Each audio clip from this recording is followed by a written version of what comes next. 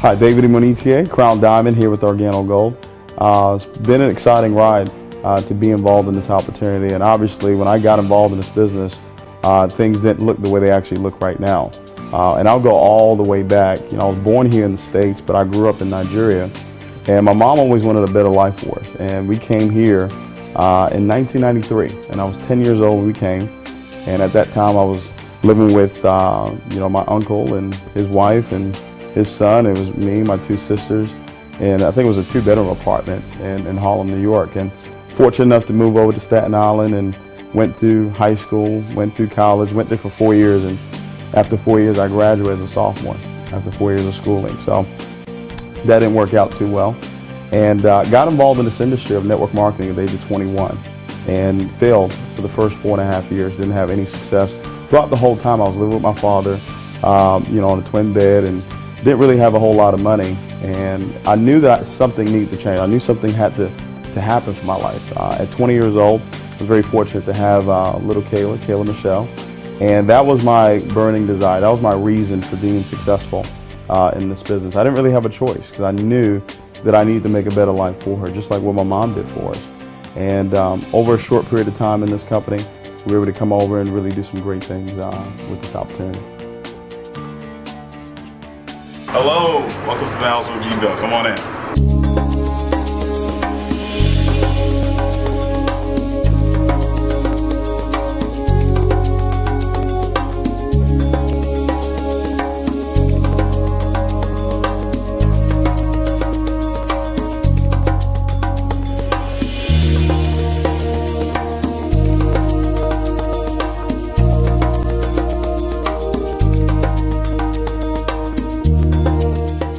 At the age of 21, when I got involved in this industry, one of the things that I saw immediately was that I had the ability to help people get what they want out of life. Now, I wasn't successful, I wasn't rich, but my whole life was dealing with helping somebody else get what they want out of life. And I remember going through times where I would go do meetings and drive with no gas and get there and have to sleep in my car after doing a meeting and selling this dream, but living a nightmare, telling people that they could be successful.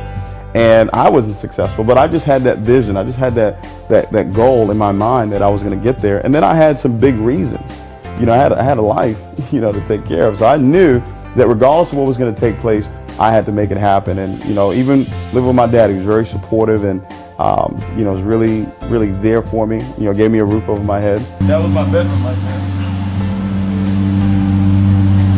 There were times where, like, if I was locked out of the house, I would climb, I would get the ladder from the back and climb up through this door right here to get to my bedroom.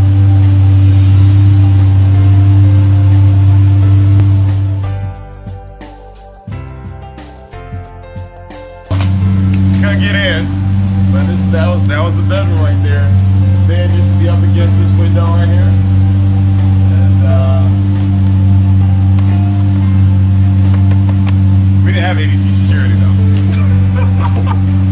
Well, leadership and mentorship is everything, and my life completely changed when I had a chance to meet my mentor, Mr. Holton Buggs, because now I had a chance to see what it actually looked like to be a multimillionaire. I'd heard of it, I'd seen people from stage, but I'd never had a personal relationship with anybody that had that type of success. And when I had a chance to meet Mr. Buggs and had a chance to go to his home and see his Bentley and see his, his Maserati, and just really how he treated his wife and how he treated his son, it really gave me a clear picture of what it could actually look like. Well, rejection is part of the game. I tell people all the time that 4 mental enemies you're going to have to go through in this business, and number 1 is rejection. And when people tell you no, the key thing is not to take it personal. Really all what they're saying is not right now. When I look at all of my top leaders from Edward Hartley and Bass Grant and Devon Crump, all those individuals said no to me for years. But I just kept going. I just knew that we had something special here. I knew that what Mr. Chua and Mr. Moran and Mr. Buggs had put together was perfect for them.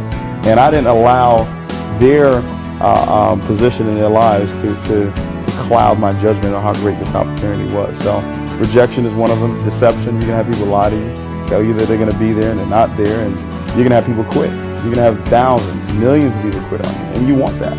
And then you have people that lose their dreams. And what you have to do is make sure you hold on to your dreams and your goals. Now, obviously, this is a rags to riches story. And I do understand that. But for me, I never saw myself in rags.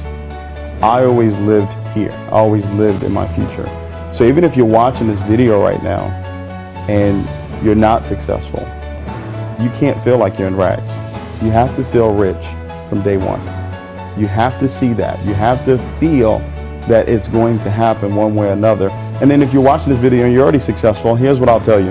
I want you to get a life of being significant in other people's lives. So it's one thing to be successful, it's another thing to be significant. This particular opportunity gives you both. You will be successful, but it also gives you the opportunity to impact other people's lives. While I was going through what most people would say was struggling, I didn't call it struggling. I called it being part of the process of getting to where it is that I wanted to go. But I always had that vision, held that vision in my mind of where it is that I was going. So I didn't care what was going on in my life at that time. If I can give any advice to anybody that's watching this video right now, the very first thing I would say is start to design exactly what it is that you want for your life. One of the things that I've learned from Mr. Bugs is that you don't get what you want out of life, you get what you picture. What I want you to do is start gathering some pictures. Start writing down some goals that you want for your life. Whether it's this year or for the next 5 years or for the next 10 years, start predicting your life. I believe that you'll live a longer life if you have a purpose. Everything that you say must not come back void. So when you write down a purpose for your life, that is extending your life, because you can't leave this earth until your purpose is finished. And it's so important for you to walk out of this convention knowing exactly what it is that you want. And then realize what it is that you have to sacrifice. What do I have to let go? What relationships do I have to let go? What negative ways of thinking do I have to let go? The sacrifices that you must make. And then most importantly, find a mentor, find a champion, find somebody that you're willing to listen to, that you're willing to really, really let go and allow that person to really help you design where it is that you want to go. And then go out there and do the work. You're going to learn this weekend the work that it takes to be successful in this business. Once you've learned that, go out and do it and be consistent. Those 4 things there, if you start to do that, I believe that 2013 will be the greatest year of your life.